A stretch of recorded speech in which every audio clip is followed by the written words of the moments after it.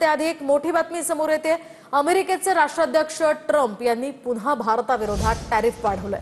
8 दिवसांच्या आत ट्रम्प यांनी आणखी 25% टॅरिफची वाढ केली आहे। भारतावर आता एकूण 50% व्यावसायिक कर यामुळे लादला जाणार आहे।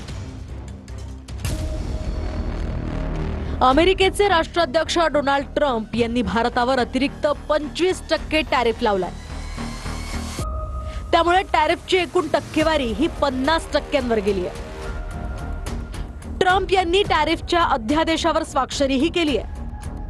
भारत आणि रशियामधल्या व्यापारी संबंधांमुळे अमेरिकेकडून भारतावर जास्तीच्या टक्क्यांचा टॅरिफ लावण्यात आलाय। रशियाकडून भारत तेल आणि लष्करी उपकरणांची खरेदी करतो, त्यावर ट्रम्प यांचा आक्षेप आहे। भारत रशियासोबत व्यापार करून युद्धाला प्रोत्साहन देत असल्याचं ट्रम्प यांचं म्हणणं आहे।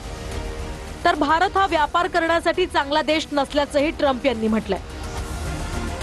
यासह डोनाल्ड ट्रम्प यांनी भारताला आणखी टॅरिफ लावण्याची धमकी दिल्यानंतर रशियानं जोरदार प्रत्युत्तर दिलं होतं।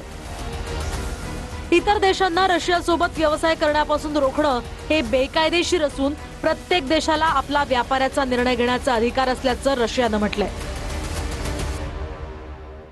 आधीच्या 25% टॅरिफ मध्ये आणखीन 25% पेनॉल्टी म्हणून असा एकूण 50% टॅरिफ भारताविरुद्ध लावण्याचा निर्णय ट्रम्प प्रशासनाने घेतलेला आहे। मुळातच ही एक्झिक्युटिव्ह ऑर्डर 26 ऑगस्ट पासून त्या ठिकाणी लागू होणार आहे। म्हणजे आणखीन साधारणतः 21 दिवस हे भारताच्या हातामध्ये आहेत अमेरिकेसोबत ट्रेड निगोशिएशन करण्यासाठी। मुळातच ट्रम्प प्रशासनाचा एक प्रकारे प्रेशर टॅक्टिक म्हणून हा सगळा भाग आहे।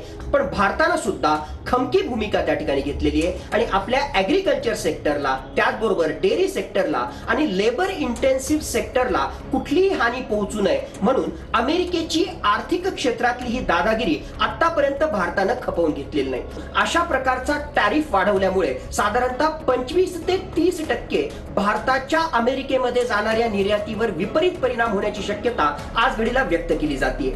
साधारणतः 0.2 to 0.5% एवढा आपल्या जीडीपी वर सुद्धा विपरीत परिणाम होऊ शकतो।